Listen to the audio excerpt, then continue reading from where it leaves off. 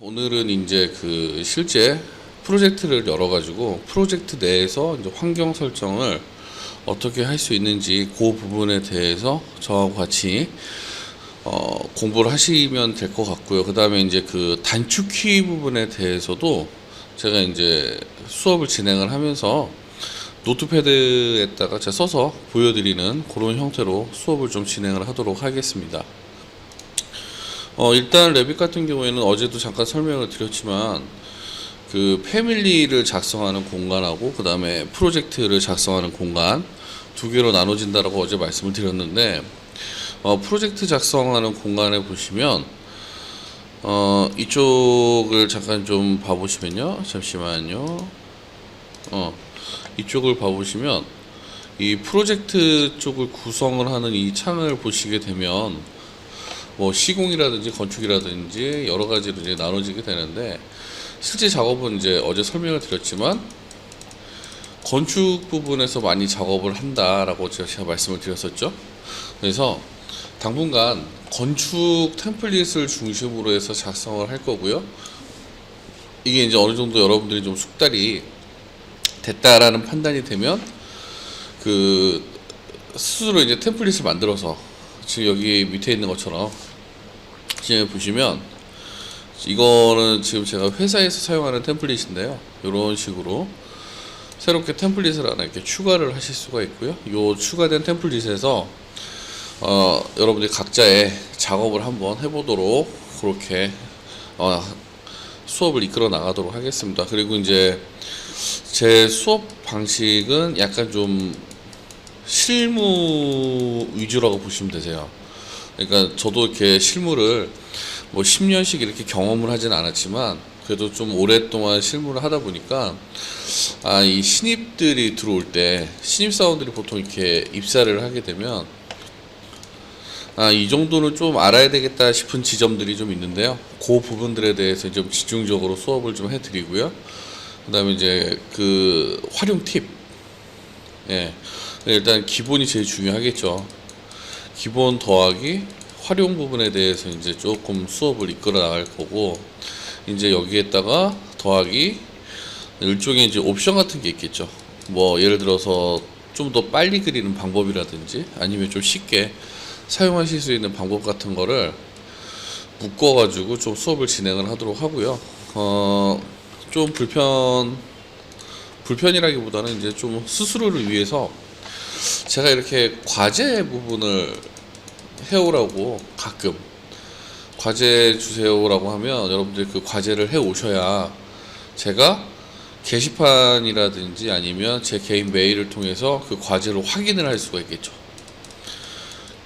일단 과제가 확인이 돼야 제가 다시 피드백을 드릴 수가 있는 거고, 여러분들이 이제 그 피드백을 받아 보셔야 내가 지금 어디를 잘못했구나, 아니면 내가 지금 제대로 하고 있구나, 이런 부분들을 이제 파악을 하실 수가 있기 때문에 요 과제 부분과 그 다음에 피드백 부분은 굉장히 중요하다고 저는 생각을 해요, 항상. 그래서 조금 시간 없으시더라도, 사실 시간이 많아서 이걸 공부하진 않잖아요, 그죠? 요렇게 제 동영상을 보시면서 공부를 하시는 분들 같은 경우에는 대부분 이제 학원 가기가 좀 애매한, 그러니까 너무 바빠서 그런 분들이 많이 들으시는데, 너무 바쁘시더라도 한 10분에서 15분 정도 되면 충분히 할 수 있는 분량의 과제를 제가 드리는 거니까 꼭 좀 해서 저한테 주시면 참 감사할 것 같습니다. 자, 과제 부분에 대해서는 이제 그 보통 한 30분 안에 할 수 있는 그런 정도의 분량을 낼 거고요. 이제 나중에 조금 시간이 지나가면 어려운 것들도 좀 나가긴 하겠지만 그 전에는 이렇게 어려운 부분들은 가급적이면 제가 좀 자제를 하도록 하겠습니다. 자, 일단 그 어제에 이어서 이제 오늘은 내부 환경 설정 부분에 대해서 좀 들어갈 텐데요. 수업 같은 경우에는 제가 이제 그 별다른 그런 특별한 그 이유가 없으면 대략 50분 정도에 제가 지금 수업을 끊으려고 하는데, 제가 여러 군데 교육을 다녀봐도 이 50분 안에 사실은 실습이라는 부분이 포함이 돼 있거든요. 요 실습이라는 부분이. 그래서 이 부분은 좀 제가 어떻게 할지 좀 고민을 좀 해보도록 하겠습니다. 동영상을 중간에 하다가 끊고 시간을 들여야 될지, 아니면 저는 쭉 수업을 진행을 하고 여러분들이 이거를 이제 과제나 그 다음에 성과물 이런 걸로 제가 제출을 받을지 조금 제가 고민을 좀 더 해볼게요. 자, 오늘은 이런 부분들까지 다 이제 이 부분은 제가 좀 나중에 좀 제가 더 고민을 해보고 다시 말씀을 드리도록 하겠습니다. 자, 일단 처음에 프로젝트를 시작을 하시게 될 경우에는 이쪽에 있는 건축 템플릿으로 들어가 주시면 될 것 같아요. 건축 템플릿을 열어주시면, 자, 열게요. 지금 현재 버전은 2016 버전입니다. 자, 건축 템플릿을 열어주시게 되면, 제가 지금 회사 컴퓨터라서 지금 작업이, 지금 창이 좀 구조가 이상하죠? 여러분들이 지금 사용하시는 버전하고, 아마 여러분이 처음에 레빗을 설치를 하시게 되면 이렇게 되어 있으실 거예요. 이런 식으로, 이렇게 이제 위아래가 아마 좀 바뀌어 있을 텐데, 이렇게 이제 창이 구조가 됩니다. 창이 이런 식으로. 그래서 하나씩 좀 설명을 좀 드려볼게요. 창에서 우측, 그러니까 좌측 상단, 여러분들 보는 화면에서 좌상단에 있는 이 버튼을 응용 프로그램 버튼이라고 합니다. 응용 프로그램 버튼. 응용 프로그램.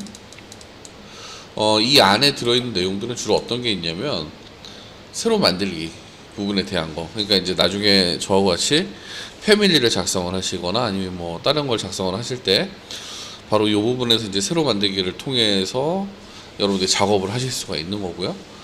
자, 그 다음에 여기 보시면 이제 파일을 열거나 뭐 저장을 하시거나 뭐 요런 거 작업을 할 때 사용을 하실 수가 있고, 이쪽에 보시면 IFC라고 돼 있어서 요거는 이제 국제 일단 규격이라고 보시면 되세요. 그 레빗 같은 경우에는 그 여러분들이 오해하기 되게 쉬운 게 뭐냐면, 그 레빗 자체가 빔은 아닙니다. 이게 무슨 말이냐면, 우리가 흔히 생각하는 이 BIM이라는 요 기준에 요거는 빌딩 정보 모델링이라고 그러죠. 빌딩 인포메이션 모델. 그러니까 내가 만드는 3D의 건물 객체가 각 객체마다 정보를 담고 있다. 그래서 얘를 BIM이라고 하는데, 레빗이라는 거는 그냥 모델링 툴이라고 보시면 되세요. 모델링 툴. 요거랑 비슷한 게 이제 아키캐드가 있죠. 그 다음에 DP라는 것도 있어요. 디지털 프로토타입이라 그래서 보통 요 세 가지가 가장 대표적인 건데, 이 보시면 아시겠지만 얘랑 각각 파일마다 확장자를 다르게 씁니다. 그래서 이게 이제 스마트 빌딩 협회라는 국제 협회에서 이걸 좀 통일해야 되지 않겠냐, 그렇게 해서 나온 포맷이 IFC라고 보시면 되세요. IFC. 요 IFC 같은 경우에는 2014년 버전부터 이제 도입이 돼서 이제 계속 사용이 되고는 있는데, 사실 그렇게 뭐 사용 빈도가 높다라고 말씀드리긴 조금 애매할 것 같고요. 요 IFC 같은 경우에는 이제 레빗 버전이 지금 2018 버전까지 나왔는데, 이 버전부터는 IFC 모델에 대한 그 데이터 호환이라든지 요런 게 굉장히 우수해졌습니다. 그 전에는 이게 좀 문제가 많았어요. IFC가 실제 실무에서 사용을 하기에는. 조금 더 말씀을 드리자면, 레빗 같은 경우에는 뭐 한국에서 많이 쓰죠. 주로 이제 영어권 국가들에서 레빗을 많이 사용을 하게 되죠. 그 다음에 이제 아키캐드가 그 뒤를 잇고 있는데, 옆나라 일본 같은 경우에는 거의 아키캐드라고 보시면 되세요. 아키캐드도 뭐 못지않게 좋으니까. 그 다음에 이제 밑에 있는 DP라는 거는 다쏘라는 회사 혹시 아시나요? 다쏘. 원래는 전투기 만드는 회사인데, 이 전투기를 만들기 위해서 개발된 프로그램 중에 카티아라는 소프트웨어가 있는데요. 그 카티아의 변형이라고 보시면 되세요. 게리 스튜디오인가? 거기서 좀 그 유명하신 분이 요거를 이제 사용을 하시면서, 우리나라에서는 그 동대문 디지털 프라자 있죠? 이제 그거를 이제 설계를 하면서 되게 유명해졌죠. 이렇게 세 가지를 가장 많이 사용을 하게 되고, 이 외에도 되게 빔 툴은 많이 있습니다. 전 세계적으로. 대표적인 툴이 요거 3개 정도다라고 이제 이해를 하시면 될 것 같고요. BIM 같은 경우에는 그 빔이라고 우리가 얘기를 하는 거는 이런 건물들이 이렇게 있으면, 이런 건물, 제가 그냥 대충 그렸네요. 이런 건물들이 있으면 얘를 만드는 데서 그치지 않고요, 유지 보수를 하겠죠. 유지 보수.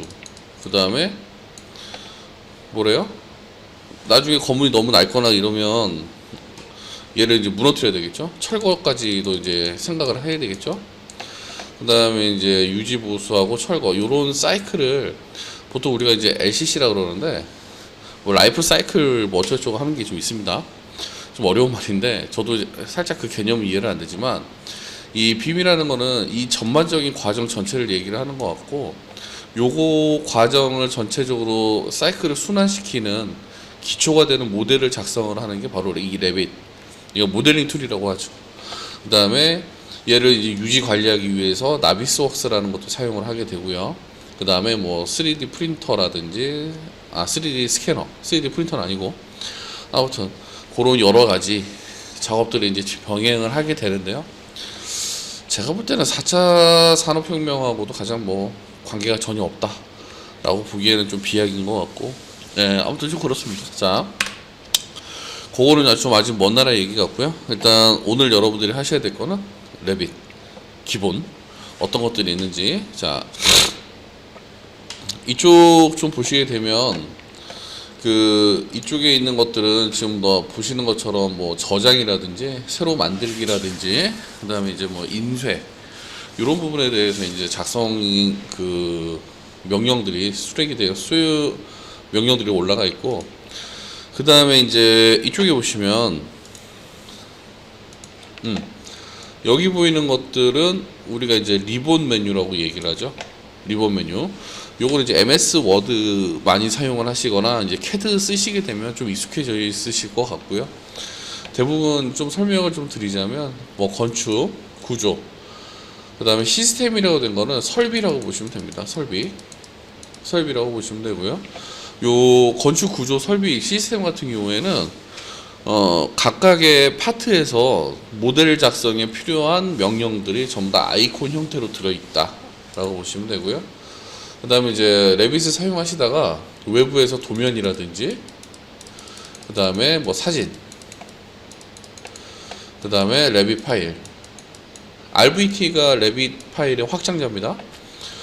그 다음에 뭐 기타 등등 여러 가지의 파일들을 가지고 올 때는 전부 다 삽입으로 가시면 됩니다. 삽입. 뭐 도면을 가져와야 된다, 뭐 사진을 가져와야 된다, 혹은 RVT, 레빗 파일을 가지고 들어와야 된다. 그럴 경우에는 전부 이 삽입이라는 게 있고요. 그 다음에 이제 여러분들이 작성한 거를 출력을 하셔야 될 경우 있죠. CAD 도면처럼 도면으로 만드셔야 될 때 치수 기입을 하신다든지, 치수, 혹은 어떤 게 있을까요? 뭐 문자를 쓰셔야 된다든지, 그 다음에 이제 뭐 도면화를 좀 해야 된다든지, 요런 일반적인 도면에 관계되는 모든 명령은 여기 주석에 있습니다. 주석에 도면에 관련되는 것들은. 자, 그리고 이제 이쪽에 해석이라고 나와 있는 부분들이 보일 텐데, 여기 해석 탭에는 자, 선택을 한번 해볼게요. 자, 여기 구조 같은 경우에는 건축과 구조에는 이렇게 크게 차이는 없는데, 지금 보시면 큰 차이가 뭐냐면, 건축에 있는 기둥 하나만 기둥만 말씀을 드리자면, 건축에 있는 기둥은 이제 비내력 기둥이라고 해서 힘을 받지 않는, 그런데 구조에 있는 이 기둥은 구조 기둥, 그러니까 컨스트럭처 컬럼이라고 하죠. 스트럭처 컬럼. 얘는 여기에 있는 이 기둥은 아키텍처 컬럼. 그러니까 얘는 비내력, 구조에 있는 거는 내력, 힘을 받는다는 소리겠죠. 그 다음에 뭐 피복이라든지 뭐 보강, 리바 같은 거 있죠. 철근이라든지 이런 작업들을 이렇게 하실 수가 있고요. 시스템에 들어가 보시면 여기 이제 HVAC라고 나온 부분은 기계 설비, 흔히 이제 현장에서 덕트라고 우리가 얘기를 많이 하죠. 그런 것들을 작성하는 게 이쪽 칸에 있고요. 그 다음에 이제 배관 및 파이프는 뭐 위생, 뭐 스프링클러라든지 이런 거, 그 다음에 전기 따로따로 이제 분류가 되어 있죠. 전기에는 보통 통신이 같이 들어가 있습니다. 그래서 지금 보시면 그 건축하고 구조하시는 분들 같은 경우에는 주로 이제 요 양쪽에 그 탭을 왔다 갔다 하게 되는데, 설비는 좀 독특해요. 그래서 설비 같은 경우에는 같이 작업을 해보시면 여기만 쓰세요. 주로 이제 덕트 하시는 분들은. 그 다음에 이제 배관 하시는 분들 같은 경우에는 요렇게 좀 사용을 많이 하시고, 이런 식으로. 전기 하시는 분들은 뭐 또 요렇게 또 사용을 좀 분들 하시고. 그래서 각각 그 분야마다 하시는 분들이 약간 좀 다르세요, 성격이. 그래서 좀 많이 전문화되어 있다라고 생각을 하시면 되십니다. 이쪽 설비 파트 같은 경우에는. 자, 그리고요, 그 다음에 이제 삽입 탭을 눌러보게 되면 지금 여기 보이는 것처럼 뭐 레빗 파일을 가지고 온다든지, 외부에서 IFC 파일을 가지고 오신다든지, CAD를 가지고 온다든지, 뭐 DWF, 그 다음에 그림, 사진이죠, 이거는. 그 다음에 점 그룹이라고 된 거는 클라우드 데이터라고 보시면 되세요. 클라우드 데이터, 점 그룹은.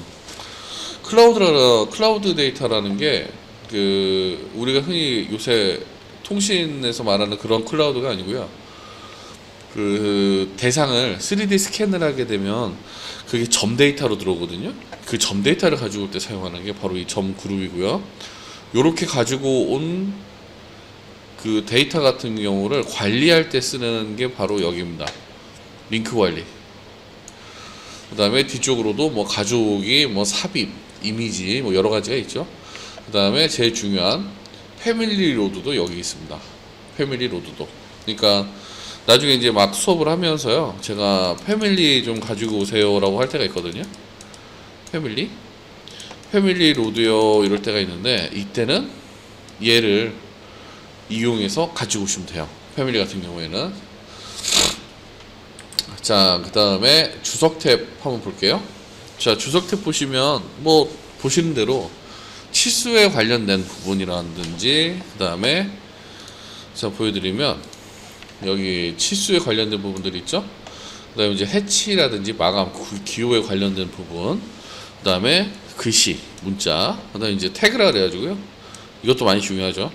뭐 카테고리별, 그러니까 뭐 기둥이라든지 보에 태그 삽입을 하실 때 사용을 할 수도 있고, 그 다음에 이제 룸, 공간 태그라 그래가지고요. 예를 들어서 뭐 건물을 설계를 하실 때 여기 뭐 화장실 뭐 이런 이름을 달잖아요. 그거를 레빗에서는 룸 태그를 이용해서 간단하게 다실 수가 있고요. 그 다음에 뭐 이쪽에 디딤판, 계단, 디딤판 그 숫자 1, 2, 3, 4, 5, 6, 7, 8 올라가는 거 있죠. 그런 거. 그리고 키노트는 요거는 제가 따로 설명 좀 드릴게요. 자, 아무튼 이쪽에 보시게 되면 나와 있는 것들은 주로 주석에 관련되는 부분들 있고요. 그 다음에 이제 해석 부분 같은 경우에는 하중 계산이라든지 아니면 에너지 난방 효율이라든지 이런 거를 이제 할 때 사용을 하시게 되는데, 제가 알기로는 정품 사용자여야지만 가능한 걸로 제가 알고 있어요. 여기 칸은 뭐 일조 분석이라든지 에너지 모델 같은 거 확인하는 거는. 그런데 그 학생, 본인이 학생이라고 학생이면 생각이 아니겠죠. 학생이겠죠. 학생이면 오토데스크닷컴에 접속을 하셔가지고 학생 등록을 하시게 되면 여기 있는 이 라이센스를 3년간 공짜로 쓰실 수가 있습니다. 그것도 나쁘지 않습니다. 자, 그 다음에 나오는 게 이제 질량 작업 앤 대지라는 게 있는데요. 요거. 자, 여기는 이제 메스하고 표면, 땅, 대지 같은 거를 이제 만들 때 쓰는 건데, 질량 작업이라는 게 예전에는, 그러니까 예전 버전에서는 메스 앤 사이트라고 돼 있었어요, 여기가. 근데 이제 이게 한글로 변형이 되면서 그냥 말 그대로 해석을 한 것 같아요. 질량 작업이라고. 그래서 이쪽 앞쪽에 있는 부분들 보여드리자면, 여기 앞쪽에 이렇게 들어가 있는 부분들이 바로 이제 메스에 관련한 거고요. 뒤쪽에 관련한 부분들이 이제 지형면에 관련된 부분. 해서 이제 지형도를 깔거나 아니면 지형을 점 데이터로 찍어서 만들거나 할 때 사용을 하시게 됩니다.